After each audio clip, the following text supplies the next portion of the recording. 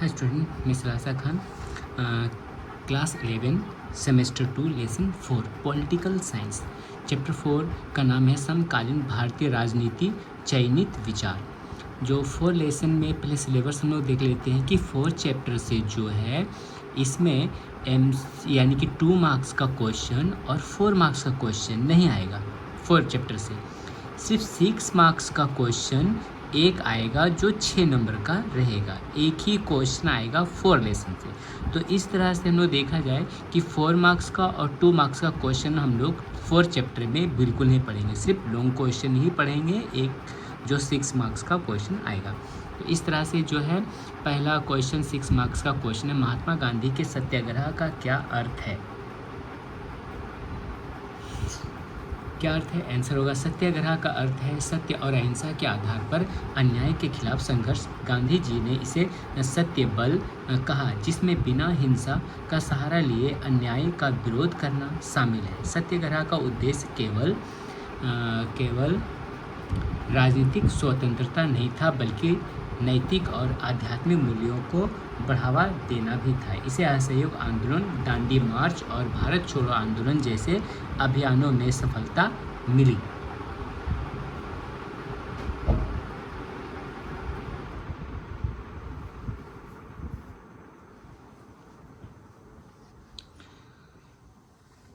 Second number question है, महात्मा गांधी के अहिंसा के सिद्धांत को समझाइए।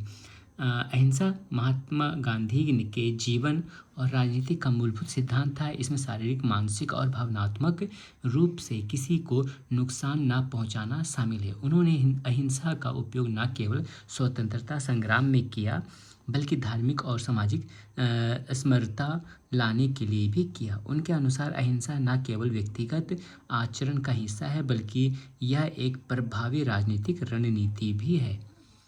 3 नंबर क्वेश्चन है, गांधी जी के ट्रस्टीशिप के सिद्धांत का क्या महत्व है। आंसर, गांधी जी का ट्रस्टीशिप सिद्धांत का आर्थिक दर्शन है। इसमें धनवानों को समाज के कल्याण के लिए अपने धन का ट्रस्टी यानी कि अभिभावक माना जाता है। उन्होंने धार्मिक आर्थिक समानता को दूर करने और श्रम और पूंजी के बीच सामंजस्य स्थापित करने की वकालत की। इसका उद्देश्य समाज में समानता और शांति लाना था।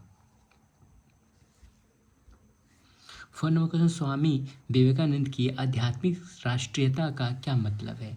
स्वामी विवेकानंद ने भारत के उत्थान के लिए आध्यात्मिक जागरूकता को आवश्यक माना। उन्होंने भारत की विविधता में एकता और इसकी आध्यात्मिक विरासत को राष्ट्रीय एकता का आधार बताया। उनके अनुसार आध्यात्मिक जागृति से न केवल सामाजिक सुधार संभव है, बल्कि यह राजनीतिक पुनरुत्थान का मार्ग भी प्रस्तुत करती है। नेक्स्ट क्वेश्चन है 5 नंबर, स्वामी विवेकानंद ने समाज सुधार के लिए कौन कौन से विचार प्रस्तुत किए। स्वामी विवेकानंद ने महिलाओं और दलित वर्ग के उत्थान का जोर दिया। उन्होंने जाति प्रथा और धार्मिक कट्टरता की आलोचना की। उनके अनुसार शिक्षा समाज सुधार का प्रमुख माध्यम है। उन्होंने चरित्र निर्माण और आध्यात्मिकता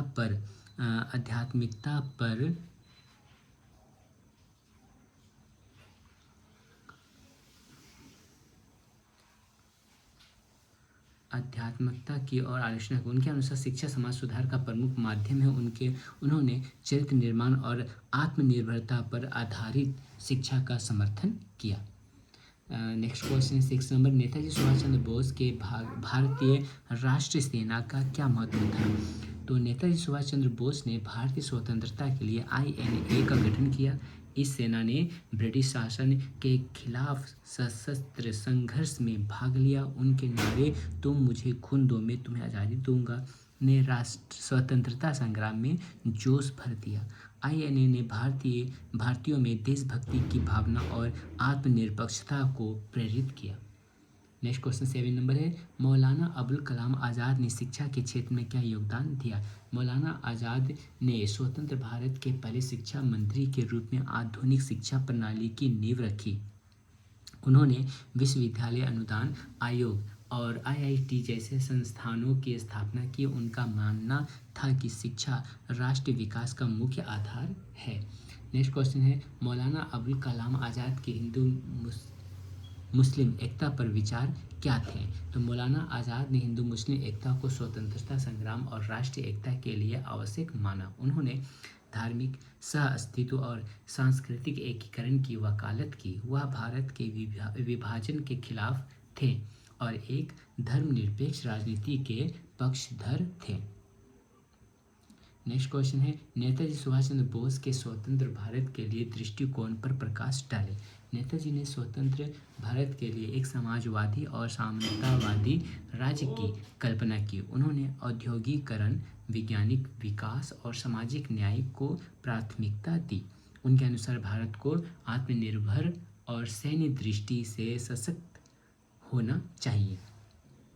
next question 10 number, Swami Vivekananda ने युवाओं के लिए क्या संदेश दिया? स्वामी विवेकानंद ने युवाओं को चरित्र निर्माण और आत्मनिर्भरता पर ध्यान देने का संदेश दिया। उन्होंने युवाओं को भारत के निर्माण और राष्ट्रीय एकता के लिए प्रेरित किया। उनके अनुसार युवा परिवर्तन के वाहक होते हैं। नेक्स्ट क्वेश्चन है यहाँ पर 11 नंबर, महात्मा गांधी के असहयोग आंदोलन का उद्देश्य क्या था? महात्मा गांधी ने असहयोग आंदोलन 1920 में ब्रिटिश सरकार के खिलाफ शुरू किया। इसका उद्देश्य भारतीयों को ब्रिटिश प्रशासन, शिक्षण संस्थानों, न्यायालयों और विदेशी वस्त्रों का बहिष्कार करने के लिए प्रेरित करना था। यह आंदोलन जलियांवाला बाग हत्याकांड और औपनिवेशिक शासन की नीतियों के विरोध में था। गांधी जी का मानना था कि भारतीयों के सहयोग के बिना ब्रिटिश शासन कमजोर हो जाएगा। इस आंदोलन ने भारत के स्वतंत्रता संग्राम को जन आंदोलन बना दिया। इसके तहत हजारों लोगों ने सरकारी पद और अंग्रेजी संस्थानों को जोड़ दिया। हालांकि 1922 में चौरी चौरा कांड के बाद, जिसमें हिंसा हुई, गांधी जी ने इसे समाप्त कर दिया। नेक्स्ट क्वेश्चन है, महात्मा गांधी ने दांडी मार्च क्यों किया?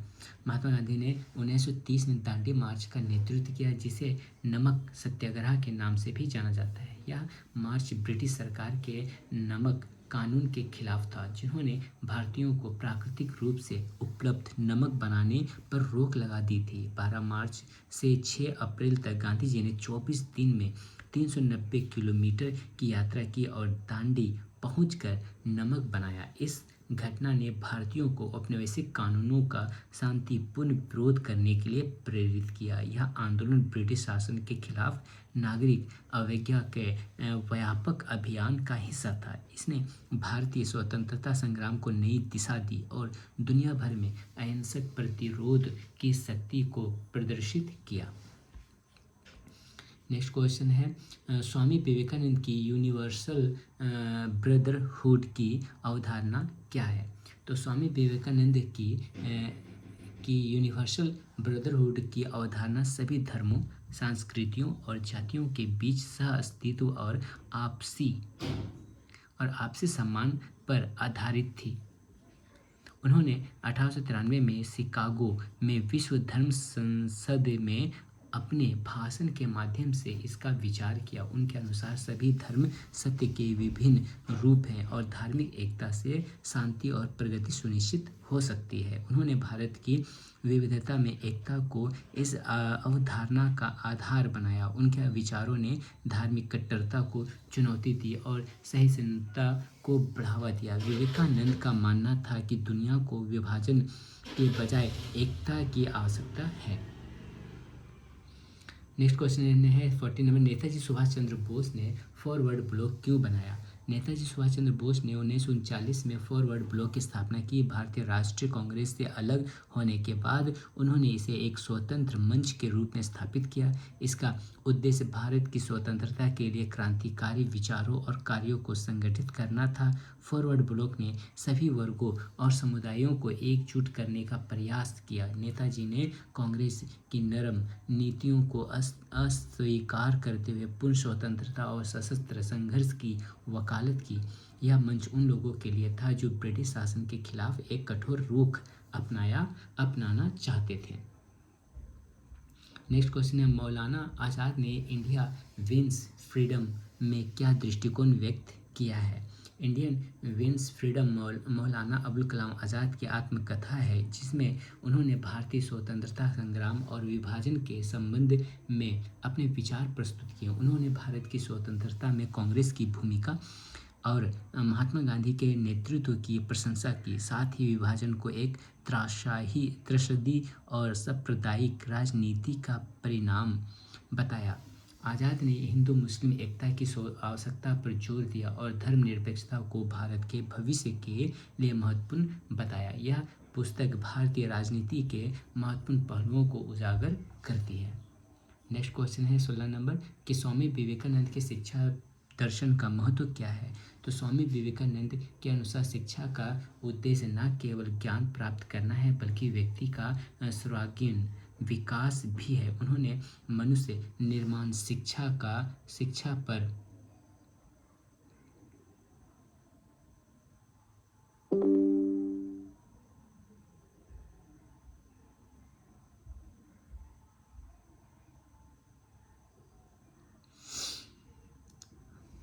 स्वामी विवेकानंद के अनुसार शिक्षा का उद्देश्य न केवल ज्ञान प्राप्त करना है, बल्कि व्यक्ति का सर्वांगीण विकास भी है। उन्होंने मनुष्य के निर्माण शिक्षा पर जोर दिया, जो चरित्र निर्माण आत्मनिर्भरता और नैतिकता पर आधारित है। विवेकानंद का मानना था कि शिक्षा के माध्यम से समाज में के पिछड़े वर्गों को सशक्त किया जा सकता है।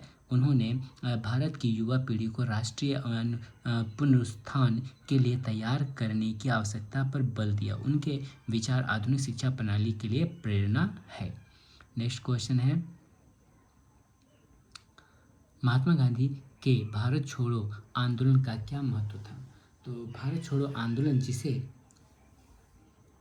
अगस्त क्रांति भी कहा जाता है, 8 अगस्त 1942 को महात्मा गांधी द्वारा शुरू किया गया। इसका उद्देश्य ब्रिटिश सरकार को भारत छोड़ने के लिए मजबूर करना था। गांधी जी का नारा करो या मरो स्वतंत्रता संग्राम के इस निर्णायक चरण का प्रमुख हिस्सा बना। इस आंदोलन ने देश भर में ब्रिटिश शासन के खिलाफ व्यापक विद्रोह को जन्म दिया। हालांकि ब्रिटिश सरकार ने इसे दबाने के लिए कठोर कदम उठाए और कांग्रेस के शीर्ष नेताओं को गिरफ्तार किया, फिर भी आंदोलन ने भारतीय स्वतंत्रता संग्राम को नई ऊर्जा दी। यह आंदोलन भारत की आज़ादी का अंतिम व्यापक प्रयास माना जाता है।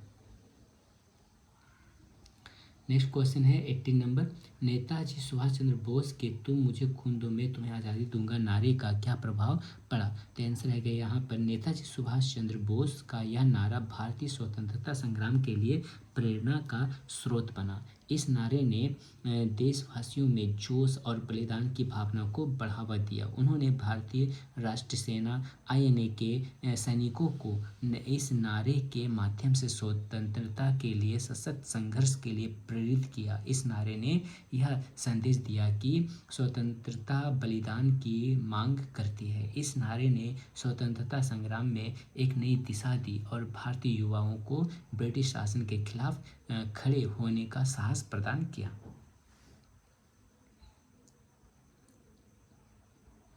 ने 19 नंबर क्वेश्चन है, मौलाना अबुल कलाम आज़ाद ने आधुनिक शिक्षा के लिए कौन कौन से संस्थान स्थापित किए। आंसर होगा मौलाना अबुल कलाम आज़ाद ने भारत के पहले शिक्षा मंत्री के रूप में आधुनिक शिक्षा प्रणाली के विकास में महत्वपूर्ण योगदान दिया। उन्होंने विश्वविद्यालय अनुदान आयोग UGC, भारतीय प्रौद्योगिकी संस्थान IIT और सांस्कृतिक संगठनों जैसे साहित्य अकादमी और संगीत नाटक अकादमी की स्थापना की। उनका मानना था कि शिक्षा राष्ट्र विकास और समाज सुधार का मुख्य आधार है। उनके प्रयासों ने भारत में उच्च शिक्षा और तकनीकी शिक्षा के नए मानक स्थापित किए गए।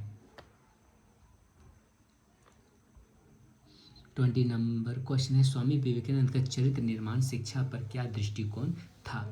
तो आंसर होगा स्वामी विवेकानंद का मानना था कि शिक्षा का उद्देश्य केवल सूचना का संचय नहीं, बल्कि चरित्र निर्माण और आत्मनिर्भरता को बढ़ावा देना है। उनके अनुसार ऐसी शिक्षा जो व्यक्ति को नैतिक, आध्यात्मिक और बौद्धिक रूप से मजबूत बनाती है, समाज और राष्ट्र के विकास के लिए आवश्यक है। उन्होंने चरित्र निर्माण को सच्ची शिक्षा का मूल आधार माना।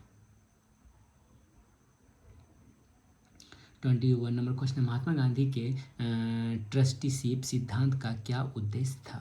आंसर होगा महात्मा गांधी का ट्रस्टीशिप सिद्धांत आर्थिक समानता और सामाजिक कल्याण पर आधारित था। उन्होंने कहा कि धनवान लोगों को अपने धन का उपयोग समाज के लाभ के लिए करना चाहिए। उनके अनुसार संपत्ति को व्यक्तिगत लाभ के बजाय समाज की जरूरतों के लिए संरक्षित किया जाना चाहिए। यह विचार पूंजीवाद और समाजवाद के बीच संतुलन स्थापित करता है। गांधी जी का यह सिद्धांत अहिंसक तरीके से आर्थिक असमानता को खत्म करने का एक प्रयास था। 22 नंबर क्वेश्चन, नेताजी सुभाष चंद्र बोस ने भारतीय राष्ट्रीय सेना आईएनए का गठन क्यों किया? नेताजी सुभाष चंद्र बोस ने भारतीय राष्ट्रीय सेना आईएनए का गठन भारत को औपनिवेशिक शासन में से मुक्त करने के लिए किया। उन्होंने मशहूर किया कि सशस्त्र संघर्ष स्वतंत्रता प्राप्त करने का एक प्रभावी तरीका हो सकता है। आईएनए ने स्वतंत्रता संग्राम को एक सैन्य दिशा दी। बोस ने भारत के बाहर रहने वाले भारतीयों को संगठित किया और स्वतंत्रता के लिए युद्ध की तैयारी की। 23 नंबर क्वेश्चन है, स्वामी विवेकानंद ने युवाओं को क्यों प्रेरित किया? स्वामी विवेकानंद ने युवाओं को भारत के पुनर्निर्माण के लिए प्रेरित किया। उनका मानना था कि युवा शक्ति किसी भी समाज के परिवर्तन और प्रगति का आधार है। उन्होंने युवाओं को आत्मविश्वास, आत्मनिर्भरता और नैतिकता के साथ कार्य करने की शिक्षा दी। उनके विचार उठो, जागो और लक्ष्य प्राप्ति तक मत रुको ने युवाओं में नई ऊर्जा भरी।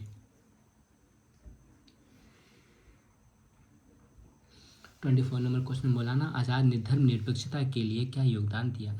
मौलाना आज़ाद ने भारतीय राजनीति में धर्मनिरपेक्षता को मजबूत करने में महत्वपूर्ण भूमिका निभाई। उन्होंने हिंदू मुस्लिम एकता की वकालत की और धर्म के आधार पर विभाजन का विरोध किया। उनके अनुसार धर्म निजी मामला है और इसे राजनीति से अलग रहना चाहिए। आज़ाद का दृष्टिकोण भारत के बहुसांस्कृतिक समाज के लिए अत्यंत महत्वपूर्ण था। 25 नंबर क्वेश्चन है, स्वामी विवेकानंद ने शिकागो सम्मेलन में क्या संदेश दिया? तो 1893 में शिकागो में विश्व धर्म संसद में स्वामी विवेकानंद ने सार्वभौमिक सहिष्णुता और धार्मिक सौहार्द का संदेश दिया। उन्होंने सभी धर्मों की एकता और भारत की प्राचीन आध्यात्मिक परंपरा पर जोर दिया। उनका भाषण न केवल भारतीय संस्कृति का प्रतिनिधित्व करता था बल्कि विश्व शांति और सह अस्तित्व का भी संदेश था। 26 नंबर क्वेश्चन है, महात्मा गांधी के सत्याग्रह का पहला प्रयोग कहाँ हुआ? तो महात्मा गांधी ने सत्याग्रह का पहला प्रयोग दक्षिण अफ्रीका में किया। 1906 में ट्रांसवाल में भारतीयों के अधिकारों के लिए संघर्ष करते हुए उन्होंने इसे लागू किया। यह आंदोलन सत्य और अहिंसा के आधार पर अन्याय का विरोध करने का प्रयास था। सत्याग्रह ने उनके भविष्य के राजनीतिक आंदोलनों की नींव रखी। 27 नंबर क्वेश्चन है, नेताजी ने कौन से देशों की मदद ली थी? नेताजी सुभाष चंद्र बोस ने द्वितीय विश्व युद्ध के दौरान ब्रिटिश शासन के खिलाफ लड़ने के लिए जर्मनी और जापान की मदद ली। उन्होंने भारतीय राष्ट्रीय सेना को मजबूत करने और भारत की स्वतंत्रता के लिए सैन्य समर्थन प्राप्त किया। उनके प्रयासों ने स्वतंत्रता संग्राम को अंतर्राष्ट्रीय स्तर पर पहचान दिलाई। 28 नंबर क्वेश्चन, मौलाना आज़ाद की शिक्षा नीति का उल्लेख क्या है? मौलाना आज़ाद की शिक्षा नीति का उद्देश्य शिक्षा को सभी के लिए सुलभ बनाना था। उन्होंने वैज्ञानिक और तकनीकी शिक्षा को बढ़ावा दिया और सांस्कृतिक विरासत को संरक्षित करने पर जोर दिया। उन्होंने प्राथमिक शिक्षा को अनिवार्य और उच्च शिक्षा को गुणवत्तापूर्ण बनाने के लिए कदम उठाए। 29 नंबर क्वेश्चन है, गांधी जी ने विभाजन का विरोध क्यों किया? महात्मा गांधी ने विभाजन का विरोध किया क्योंकि वे धर्म के आधार पर देश के विभाजन को अनुचित मानते थे। उनका मानना था कि भारत की ताकत उनकी एकता में है। विभाजन से सांप्रदायिक हिंसा और दुश्मनी बढ़ी, जिससे महात्मा गांधी जी ने दुर्भाग्यपूर्ण माना। नेताजी के समाजवादी विचारों का क्या प्रभाव पड़ा? तो इसका आंसर है यहाँ पर नेताजी सुभाष चंद्र बोस के समाजवादी विचार ने भारतीय स्वतंत्रता संग्राम को नई दिशा दी। उन्होंने आर्थिक समानता, वैज्ञानिक विकास और समाज के वंचित वर्गों के उत्थान की वकालत की। उनके विचार आज भी भारत के आर्थिक और सामाजिक नीतियों में प्रेरणा स्रोत है। तो इस तरह से जो है एक क्वेश्चन जो है यहाँ तक मतलब 30 नंबर क्वेश्चन तक जो है 6 मार्क्स का कंप्लीट हुआ। तो ये जो है लेसन 4, तो यहीं तक क्वेश्चन जो है ये कंप्लीट हो गया। अब जो नेक्स्ट वीडियो में चैप्टर 5 को लेके आऊँगा। इसे आप लोग हमेशा अच्छा से नोट डाउन कर ले। अगर इसका आपको PDF चाहिए तो मुझे कमेंट करें और अपना व्हाट्सएप नंबर मुझे कमेंट के द्वारा दे दें, तो इस सब का PDF आपको फ्री दे दिया जाएगा, ऑल सब्जेक्ट का।